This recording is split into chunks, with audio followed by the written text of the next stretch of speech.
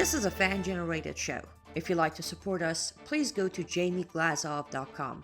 Also, don't forget to subscribe to our new Rumble channel. All your support is greatly appreciated. Good evening. Welcome to the Glazov Gang. Tonight, our very special guest, Morton Klein, the national president of the Zionist Organization of America. He is widely regarded as one of the leading Jewish activists in the United States. Mort Klein, what an honor to have you on the program. Well, it's an honor to be with you. I've known about your work for many, many years. I'm thrilled to finally meet you in person through Zoom. Fantastic. It's great to have you here. Mort, why don't we just begin with the ZOA, if I'm correct, founded in 1897, the oldest Zionist organization in America. Tell us a little bit about your group. The ZOA.org. ZOA is the oldest pro-Israel group in the United States, founded in 1897. Past presidents include Supreme Court Justice Louis Brandeis, Stephen Wise, Abba Hillel Silver. There's some of the famous names that have led this organization. ZOA was established in order to fight for the reestablishment of the State of Israel, which happened about 50 years after ZOA's establishment. Today, we have full-time lobbyists on Capitol Hill. We have a legal division using the courts to promote a pro-Israel agenda, and also using it to protect Jews from discrimination and harassment and bigotry on campuses. And we have a campus division. We're in almost 100 campuses throughout the country, disseminating materials, bringing in speakers to tell the truth of the Arab-Islamic war against Israel. We also have two missions to Israel that students go to each year, one for adults. The one for adults, by the way, is going to be June 11th to the 18th in a couple of months, a month or two. And I write regularly in op-eds in the papers. I appear on TV and radio. I lecture all over the country. I spoke only 3 nights ago at Columbia University. And I found it astonishing how little college students know of really what's going on in the Middle East. So, and we are the only major Jewish group that opposed the Oslo agreements, predicting it'll lead to disaster, opposed the Gaza withdrawal, where 10,000 Jews were thrown out of their homes from Gaza and northern Samaria, predicting it'll lead to Hamas rockets. And we're the only significant Jewish group that opposes the establishment of a Palestinian Arab state, because it'll be an Iran Hamas terrorist dictatorship. Right now, it is a terrorist dictatorship. The president of the Palestinian Authority was elected in 2005. There have been no elections since. So we take positions totally different from the mainstream Jewish groups, and they've been wrong about almost everything. And tragically, frankly, we've been correct about the positions we've taken.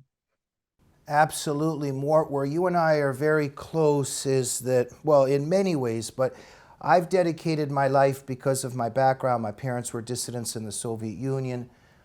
Communism wiped out so much of my family, so many of my people. I was always fascinated with the left in the West and this suicidal tendency of leftists, and it has many realms. And Kenneth Levin, that wrote the Oslo Syndrome, very close to my heart, how he described that syndrome. And that's the syndrome that you're fighting against. And I want to talk about that today. But let's fill in some of these puzzles one step at a time.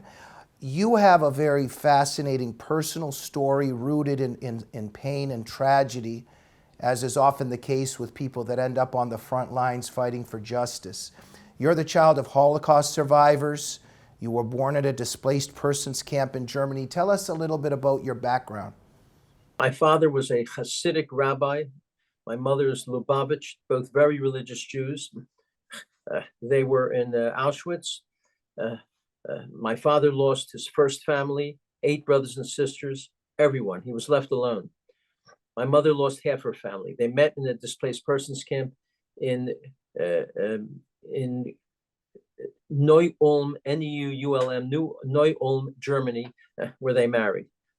And my father worked as a rabbi in very small synagogues, not making a very good living. And in fact, until I was 16, we lived in all Black neighborhoods. Virtually all my friends were Black until I was 16 years old. They were my buddies ran around with them, played ball with them. And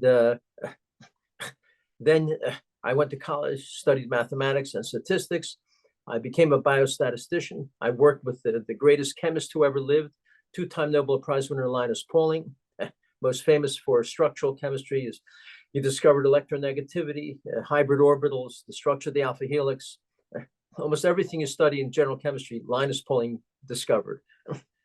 I worked with him on nutrition and disease. I wrote many medical papers with him on the value of nutrients in preventing and treating disease. And then my wife started complaining to me that I'm not doing anything for Israel or the Jewish people. She said, you're not using your talents to help our people who are being bashed in the media virtually every day. And because I was worried about losing her respect, I began to read everything I could on Israel because I didn't know anything. And once I gained a sufficient knowledge, and one day my daughter came home from high school. I looked at her high school history textbook. I found that every paragraph about Israel had at least one lie. Every paragraph had at least one lie in it. To make a long story very short, I went to a school board meeting, publicly complained at the meeting about this textbook. I went through the errors. I said it has to be thrown out. A superintendent supported me. We forced D.C. Heath's The Enduring Vision to rewrite that textbook. I did the same with the oldest travel book company in the world, Bedeker's Travel Guides to Israel and Jerusalem, had 100 anti-Israel errors. I wrote 2 articles about it in the Jerusalem Post. They invited me to come, Bedeker's Guide invited me to come to Germany. I met with the board. I demanded it be rewritten. I rewrote the guide. And that's how, and then I did many other things, but that's how I became known to the Jewish world. People from ZOA came to me and said, we want you to run for president. I said, I don't want to be president. I don't know how to be president. They said, you can't win. You're running against an incumbent, but we think if you run, it'll make him more of an activist. And I said something a politician will never say. I said, if you promise me I won't win, I'll run. So I ran, and in fact, I ended up winning. And I've been doing this for 30 years. So that's a small nutshell of what I've been doing throughout my life. Fascinating story. I have a couple questions. If it wasn't for your wife nudging you in that direction and you becoming ZOA president and an activist, would you have been perhaps an NBA player? You said you were good in basketball, or you played basketball, or you would have become a great economist. What do you think would have happened? Actually, my sport was baseball. I was all-city Little League, third base. I hit for power. I batted third in the lineup. And in fact, I was so good when I was young that my coach said, it's a shame you observed the Sabbath, because I think you would have a possibility of making it in the majors, which is quite an extraordinary statement. Wow. But with the Sabbath, I never played in the Sabbath. So that ended my possibility of any career. Plus, in high school, they only played on the Sabbath, Friday nights and Saturday games. So my career ended. Interesting. There were those Jews during Oslo and after who were saying, let's just give some hugs, let's just give some money, let's just give some land and everything will be okay. Let's give Gaza over to Hamas and everything will be okay. And there were some Jewish administrators that when you went and tried to fix those textbooks, it wasn't the Christians that tried to stop you. It wasn't even necessarily, maybe even some anti-Semites. It was the Jewish administrators that tried to stop you from fixing those textbooks. The chairman of the board of the Lower Merion High School, Lower Merion School District, was a woman. And she and some other Jews got in touch with me after I met with the school board and protested about the textbook and said, drop this immediately. You're only going to increase anti-Semitism. I was called by the head of the JCRC, the Jewish Community Relations Council in Philadelphia, called in for a meeting demanding that I stop my campaign to change the textbooks, travel guides. They also said, you're just going to increase anti-Semitism. I said to them, look, I don't work for you. You have no right. No, you have no right to tell me what to do. I mean, I guess you can give me your opinion, but I'm going to continue doing it. No. And I went to Abe Foxman of ADL, had no interest in this. Look, I was an unknown guy. I was just a I was just a guy. Nobody knew who I was. And I went to AJ Committee in Philadelphia, same, no interest. So I decided to do it on my own. So the Jewish organizations, even then, I'm talking about this is like 1989, 1990, refused to do anything about these textbooks and travel guides. I did it on my own. I forced them both to change. Thank you for being such a courageous person who fights for the truth. You know, Stockholm Syndrome, it's a fascinating thing in how it enters so many besieged communities. No, it's interesting. The non-Jewish members of the Lower Merion School Board, they were furious about the textbook. They wanted it changed, not because they cared about Israel. It was not an interest of theirs. They didn't want their kids learning falsehoods about history and about the world. That's why they were upset. So they supported me. The Jewish members, plural, of the school board were against my moving forward. They say that on the plane of one of those on 9/11, Muhammad Atta said, everybody be quiet and sit still and everything will be okay. And things didn't turn out to be okay. So we'll be discussing this Stockholm Syndrome that affects the Israeli and Jewish communities as we go forward.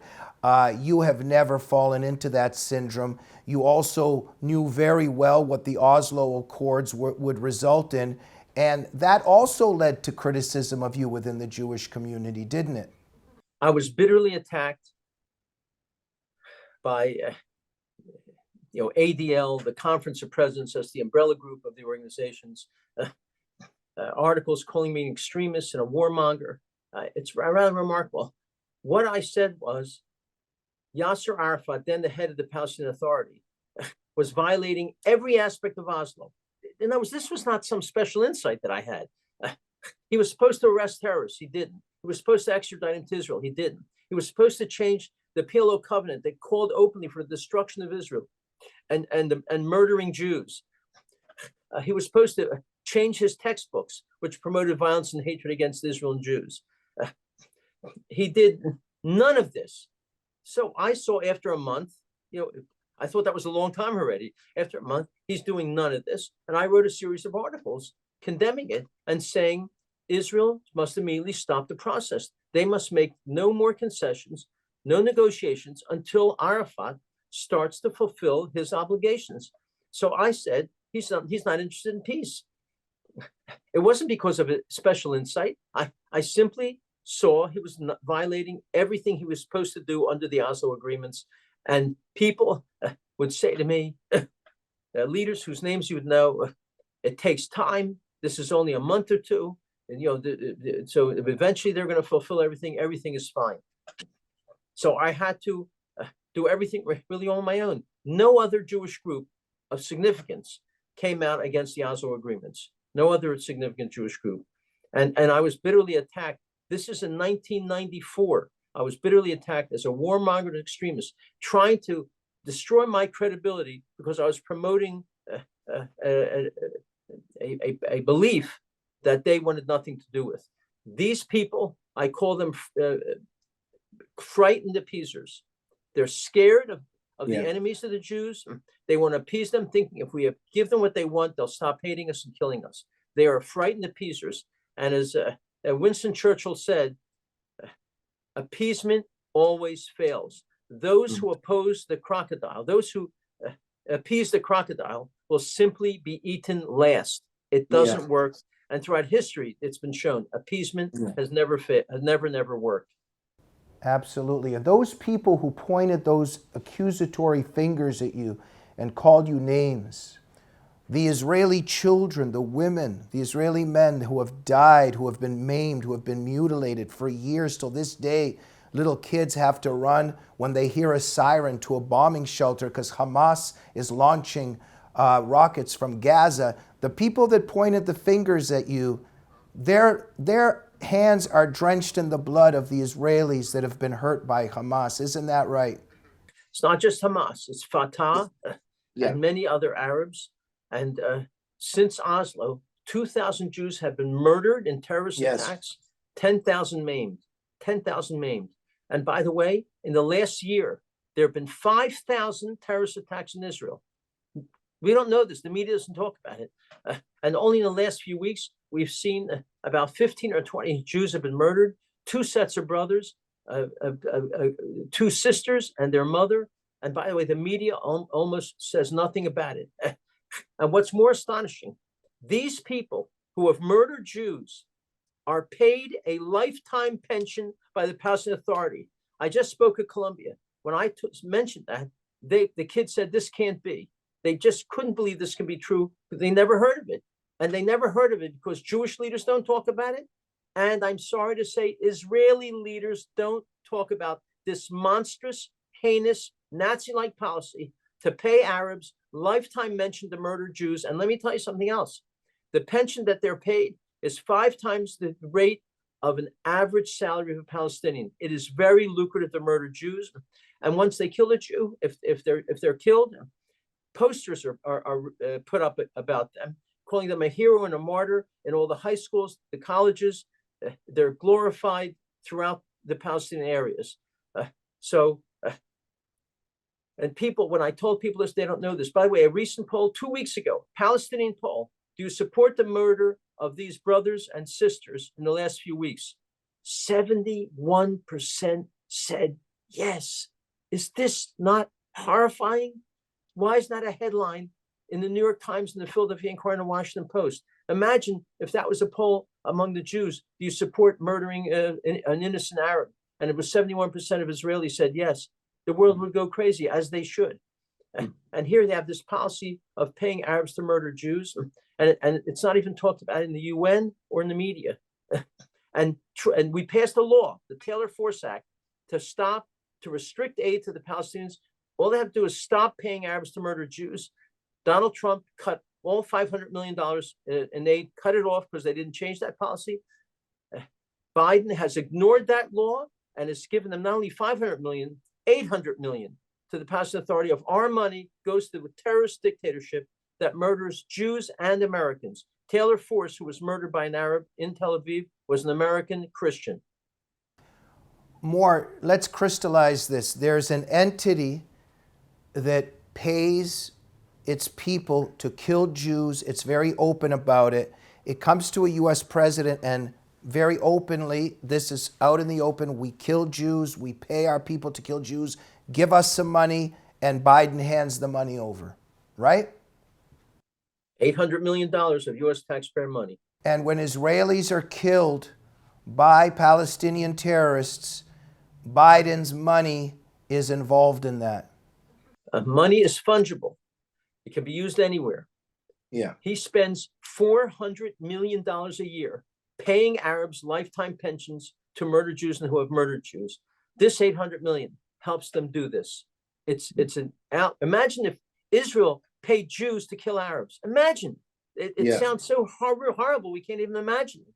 The world would go ballistic if that were the case. Yet that is the case with the Palestinian Arabs, and no one says a word, including Jewish leaders in America and Israeli leaders. How many times when they go on TV and radio do you hear them bringing up this subject?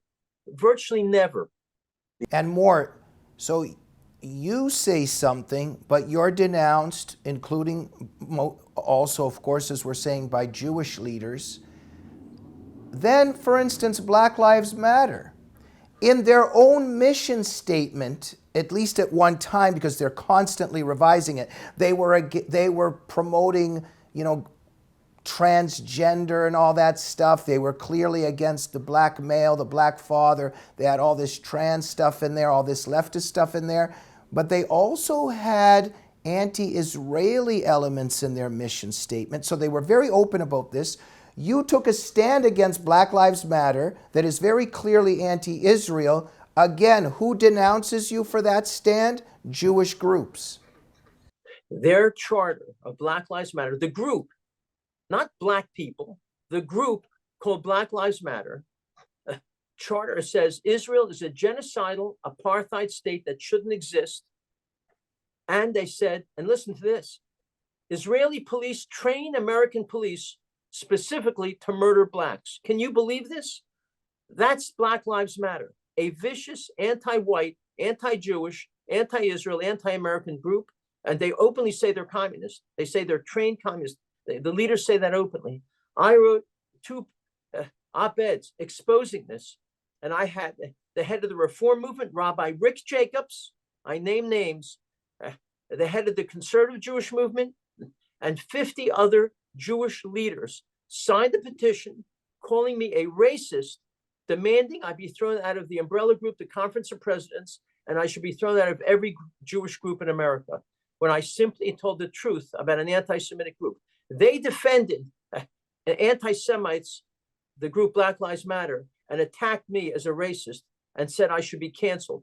And several JCRs, the Jewish Community Relations Councils, on which I sit on the board, tried to throw me off the board. They failed, and all the other attempts failed. But this was a stance of major Jewish leaders defending Black Lives Matter, defending anti-Semites, and condemning me when I was simply reporting who they were. And as I said to them, when I attack Black Lives Matter, I'm not attacking blacks. I'm attacking this group. When I attack David Duke, I don't attack whites. I attack the Ku Klux Klan. That's not attacking all whites. So it's been really quite shocking the way the Jewish world has responded. They're tough as nails, defending people who are perceived as left wing, and they go after people who are perceived as right of center, like me, as strongly as they can. What an upside down world we live in. What a great day November 13th, 2022 was, in my opinion, because at a gala held in New York City, your organization awarded its highest honors to former President Donald Trump. And you gave him credit, you gave him props for being, quote unquote, the best friend Israel ever had in the White House. I definitely think his record deserves that statement. Tell us a little bit about how you gave Trump respect. We are the only significant Jewish group that honored Donald Trump and told him, thank you. Thank you for being the greatest friend Israel has ever had in the White House, ever. We gave him our Theodore Herzl Award. This is an award we've given 7 or 8 times throughout our history. We've given it to David Ben-Gurion, Menachem Begin, Winston Churchill, Lord Balfour. So only the biggest public officials in the world have received this, and we thought Donald Trump deserved this because he moved the embassy from Tel Aviv to Jerusalem. He recognized the Golan Heights as being sovereign territory for the Jews. He cut off all the aid to the Palestinian Arabs. He cut off all the aid to UNRWA. This is a UN group that trains Arabs to hate Jews and kill them. It's astonishing what I'm saying. And he made peace with a number of Muslim countries, Bahrain, United Arab Emirates, Sudan, and Morocco. And so he deserved for Jews to say thank you. And instead, the Jews have never supported him. Maybe 20% of the Jews voted for him. 80% voted for Hillary Clinton, for Joe Biden over Donald Trump, even though he's the greatest friend that Israel has ever had. And by the way, he was a pretty good president for America as well. Things were pretty good in America under Donald Trump. So we honored him. And when he walked in that room in New York City, in Pier 60, he got a 5-minute standing ovation. They wouldn't stop applauding. It was really something. Mort, am I correct that you guys even had to turn people away? There was no more room at that event. You couldn't even sell any more tickets. No, it was a packed house. A packed house. Part of the packed house was because there was so much media there. And I was attacked. So many people called me, condemning me for honoring Donald Trump. I said, look, whatever negatives you perceive of Donald Trump, we honored him for what he did for Israel. That's what we are. We're a pro-Israel group. You do great things for Israel, we will honor you. Yeah. And no, I was attacked by many officials. Many leaders called me. I won't mention their names. Called me up personally and said, "You are disgusting to honor such a terrible human being." I guess Biden has done a much better job running America and his relationship with Israel. By the way, Biden, almost every person he's appointed is a friend of Barack Obama's. I think Barack Obama has a major hand in what's going on because Susan Rice is director of domestic policy. She's a foreign policy person. but she's a close friend to Obama. They didn't want to put her in a post that required Senate approval, so they made her director of domestic policy, of which she knows nothing. So she'll be inside the White House, and I think reporting back to Obama what's going on. So I think Obama, Valerie Jarrett, and others have a major hand in what's going on with the Biden policies. And we've got Jewish Americans upset at you about the Trump thing. He, the best friend of Israel in terms of being president, Biden gives money to the Palestinian Authority and praises people like Rashida Tlaib. That's right. You know, I actually have it here. I can't put my hands on it right away. Oh, I do. Listen to what he said about Rashida Tlaib, one of the biggest public anti-Semites, Israel haters we ever saw in Congress. She's a congresswoman from Michigan. Biden, who was at an event with Tlaib, said this to Rashida Tlaib: I admire your intellect. I admire your passion. I admire your concern for so many other people. From my heart, I pray that your grandmom and family are well. I promise you, I'll do everything to see to it that they're well. You're a fighter. God thanks you for being such a great fighter. Praising a monstrous anti-Semite. It's as if he praised David Duke, as if he praised Louis Farrakhan. She is at that level of hatred. And this is what he said. And let me tell you, we're the only Jewish group that condemned him for this horrible speech, praising a Jew hater. And by the way, America hater as well. And yet, this is who we have in the White House. Yeah. And he's found no negative consequences for his anti-Israel policies. We're really the only group that has come out condemning him for this. And thank you for doing that. Thank you for something else, too, more recently in the Jerusalem Post. Very powerful, strong article you wrote about this whole judicial process going on in Israel, or reforming the judicial process. Tell us a little bit about that. The Supreme Court in Israel has 15 members. The members are chosen by a committee of 9 people, 3 of whom are sitting Supreme Court justices.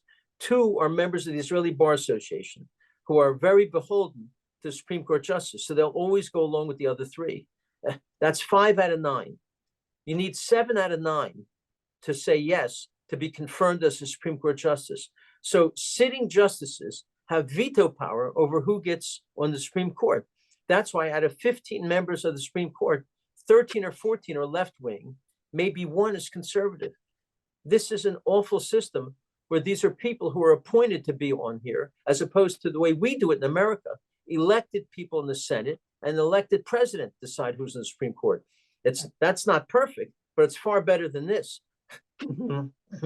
So the judicial reform first of all, wants to change the system where you have much more input from elected officials to pick who's on the Supreme Court, and require standing to go to the Supreme Court and present a case. In other words, in America, you can't just go to the Supreme Court unless it affects you personally or your business.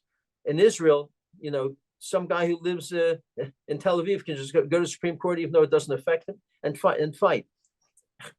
And the most controversial thing is this override provision. This Israeli government wants to be able to override the Supreme Court decisions.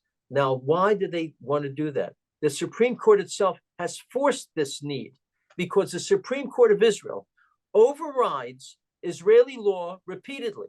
In other words, there's an Israeli law, and they take the stance of reasonableness. They claim this is a legal theory, reasonableness. If we in the Supreme Court think a law is unreasonable, we will not abide by it. Well, that's not their business. The legislature makes the laws. A court has to abide by the legislature, by the law that's passed. But dozens of times, the Supreme Court ignore Israeli law and rule opposing what the law says. I'll give you simply one example. I could give you dozens. One example, there's a law in Israel that if you're an activist fighting for BDS, for boycotting Israel, sanctioning Israel, divesting from Israel, if you're an activist, you're not allowed in the country. They're afraid to have people come in the country and start undermining Israel, who are activists in this realm of promoting BDS. This is a law. A group went, so Ilhan Omar and Rashida Tlaib wanted to come to Israel. They were activists on BDS. They went to NGOs, went to the Supreme Court, argued that they should be allowed. The Supreme Court said it is not reasonable that this law doesn't let them in. They can come in, which is absurd. In other words, the Supreme Court of Israel acts like legislators, not as following the law passed by the legislator. Because of that, for a long time, there's been discussions. We must stop this outrageous policy. And that's why they say we have to be allowed to override laws. Now, right now, they want to, right now, the proposal is if 61 out of 120 members of the Israeli parliament vote to override, it's overridden.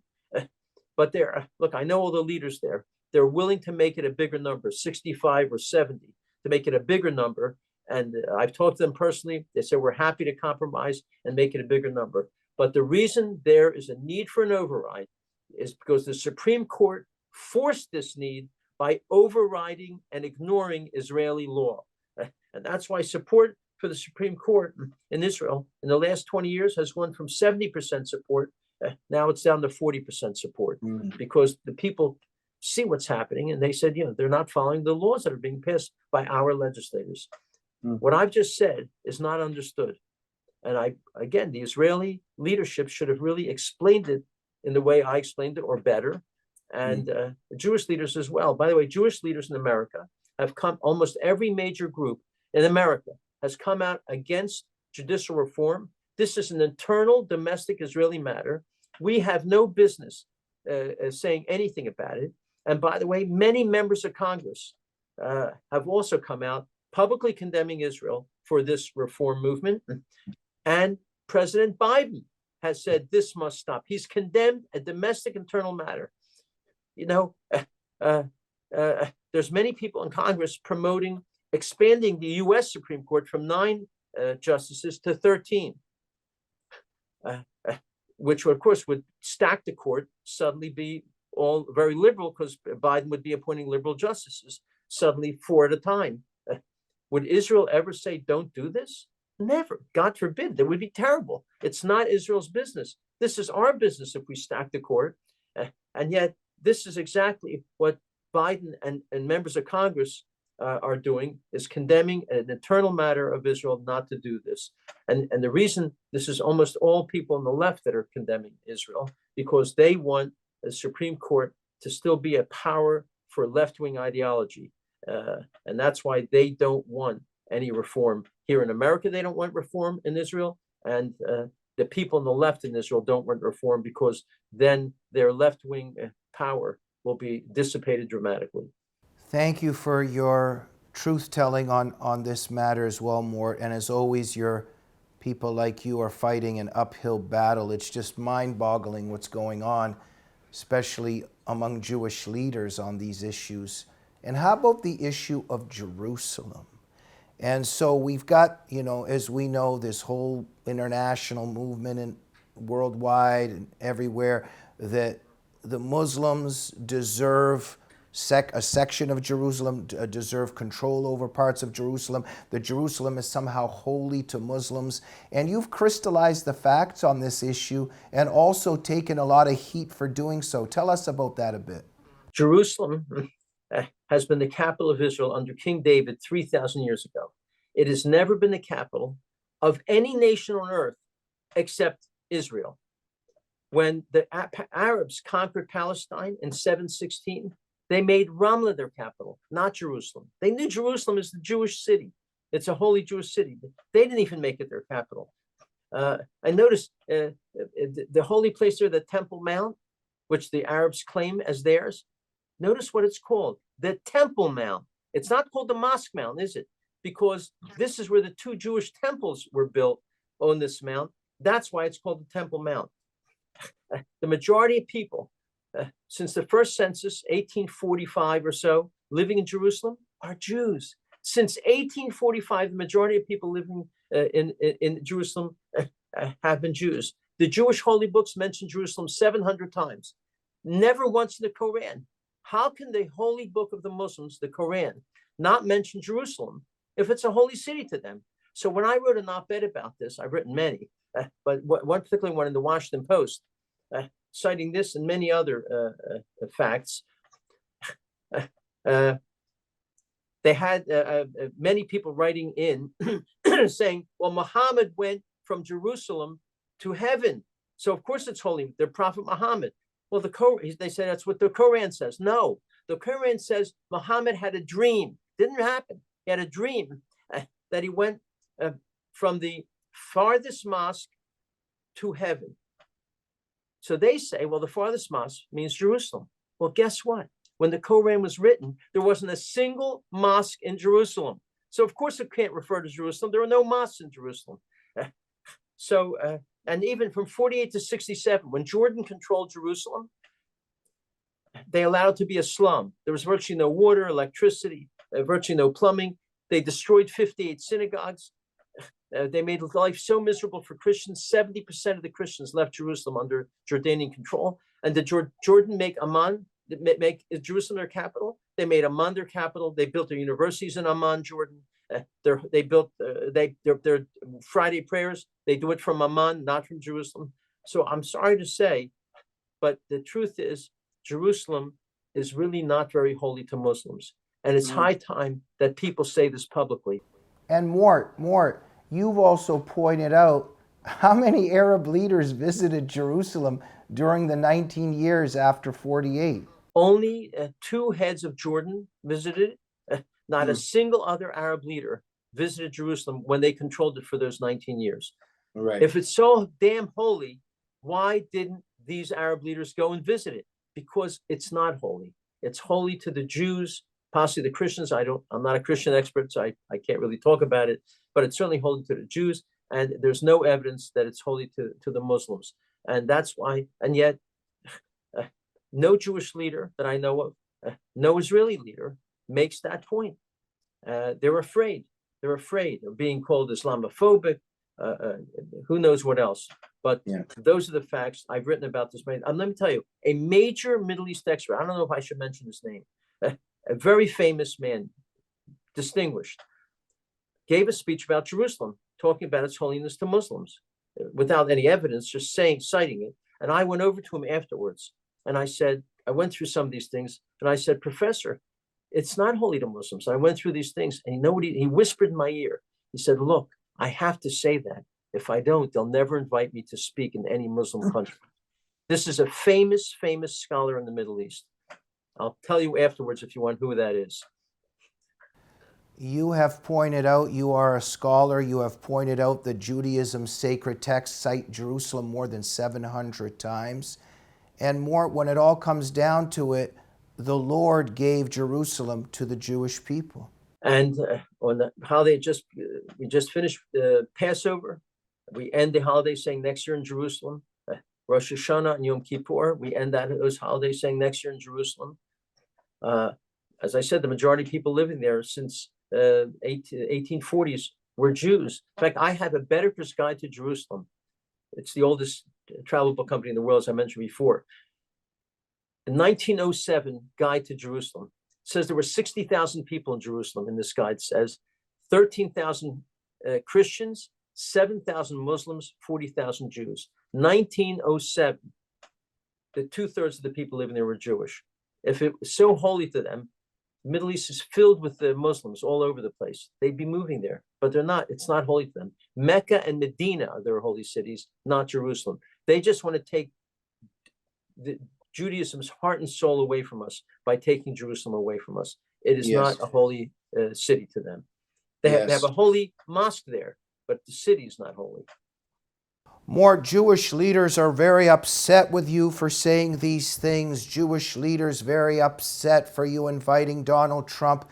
How upset were they? Are they? How much have they talked about and expressed their moral indignation about Obama's photo with Louis Farrakhan standing together with him, everything he did to empower the Palestinian Authority?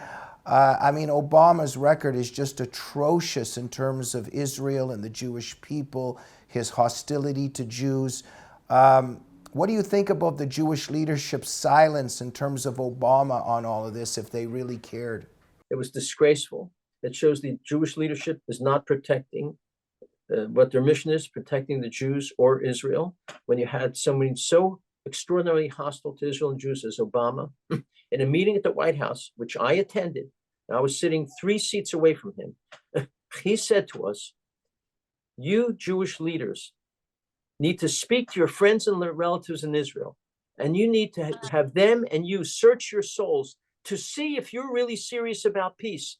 I don't think you are, but Mahmoud Abbas is sincere about peace, and everyone knows it." I'm giving you exact quotes, and everyone knows it. You can keep the Jewish areas of Jerusalem. You can't keep the Arab areas. I leaked this out. It was written in articles, and Jewish leaders were called about it. They said, not true, he didn't say it. They refused to acknowledge that that's what he said. They never criticized him to any extent at all. Even when the month before he left office, in December of his last term in office, he organized and got passed in the Security Council, which is where the laws are made, a resolution 2334 that says every inch of land past the 67 line, meaning Jerusalem, the Temple Mount, the Jewish sector in Jerusalem, Hadassah Hospital, Hebrew University, this is Arab occupied land. This passed in the Security Council, and Barack Hussein Obama refused to veto it. So it became law. This caused me to write an article saying it is now unfortunately clear he is a hater of the Jewish people and the Jewish state. Well, Mort, you've also made it clear that Obama didn't want Israel to have an anti-missile system, the Iron Dome, and you have also stressed that during that speech he gave in Cairo where he brought peace to the world, who was in the front 2 rows that even Mubarak didn't want sitting there? Your knowledge about this is astonishing to me. I've forgotten all this stuff. The Muslim Brotherhood, the radical Muslim group, Muslim Brotherhood, was sitting in the front rows. He made the speech at a Muslim Brotherhood university. Mubarak begged him not to invite these people or he won't come. Barack Obama invited them, and Mubarak did not show up because of that. And that was in his first days of the presidency, his first days. And even the Iran deal that he proposed, and even though it was a treaty, he would refuse to treat it as a treaty because then it would require 2/3 of a vote in the Senate, would never pass. This deal, even he openly said, in 13 years, there'll be no restrictions on Iran. 13 years after this agreement is signed. And people said, well, then they'll be able to get nukes then. No, don't worry. By then, they'll moderate and they'll be okay.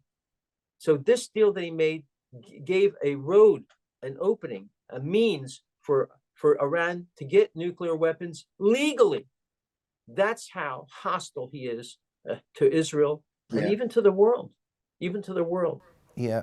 Mort, we've got to go just in the next couple minutes. Let's just, before we go, just very quickly on just a couple things I want to pick your brain on.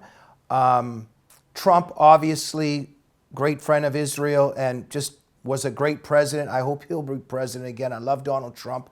You've also said that Ron DeSantis is great on the Jewish people and on the Jewish issue in Israel. Just tell us a little bit about DeSantis on this issue. DeSantis was one of my closest friends when he was in Congress. He would call me and say, they haven't moved the embassy yet, Mort. What should we do? President Trump hasn't recognized the Golan yet. He said he would. He hasn't done it. And I said, Congressman DeSantis, hold hearings. And each time he held hearings on the Golan, on Jerusalem and such, and each time he held hearings on that issue, he spoke out strongly of the need to recognize Golan, to move the embassy to Jerusalem. He always had me testify because he knew I would be very strong. So I've really never met almost anyone in public life who's as strongly pro-Israel as Ron DeSantis.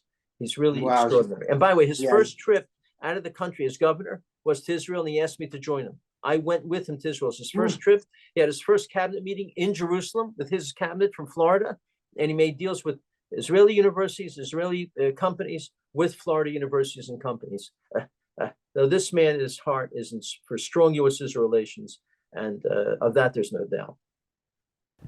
Mort, you've met a lot of people in the world. You've got a lot of friends. I was very interested. You had John Voight at one of your events, and I was very interested that Ice Cube is a friend of yours. Could you just tell us a bit about that? Not only is he a friend of mine, we honored him at our dinner 3 or 4 years ago, and he publicly condemned anti-Semitism, and he praised Ziaway for fighting for our people in a way he fights for his people, for the Black people. Mm.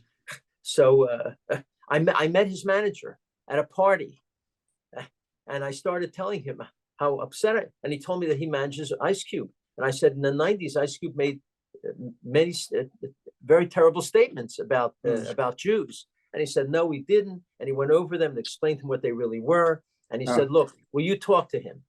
I said, of course I will. How will you talk to him? I said, tell him to call me tomorrow at 2 o'clock.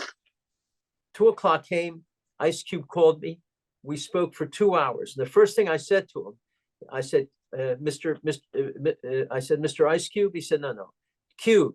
I said, it's hard for me to call someone Cube. Can I call you like Alan? So he said, call me Cube. I said, Cube, we have something in common. The first thing I said to him, we both grew up in a Black ghetto, in the Black hood, which I did, and so did he. So as soon as I said that, we really connected, and we had a 2-hour conversation, and we've met many times since. So he's become a good friend. He's a good man. He's a very good man. Morton Klein, all good things must come to an end, including a conversation with Morton Klein. We got to go. It was an honor to have you on the show. Thank you for being such a brave and courageous fighter for the truth, for freedom, for America, for Israel. For those people on the edge of their seats right now watching this show and they might not know how to get in touch or support you, where do they go? Well, go to zoa.org, zoa.org. You'll learn about all the things that we've discussed are all on that website. And of course, we urge you to support our work, because the bigger we are, the more credible and the more effective our positions are. So your supporting us financially and in other ways will only allow us to promote this rational and reasonable and appropriate agenda more forcefully. So I thank you for that. I thank you, Dr. Glazov, for having me and for all of your work through Front Page Mag and all sorts of your other, and I loved hearing your Canadian accent. Let's go to Tim Hortons, eh? What are you talking about? What are you talking about, eh? Okay, Morton Klein, it was an honor. Please come back on the Glazov Gang anytime you like, okay? I'd love to. Thank you so much. Okay, good night. Good night. And thank you for joining the Glazov Gang this evening. We'll see you soon.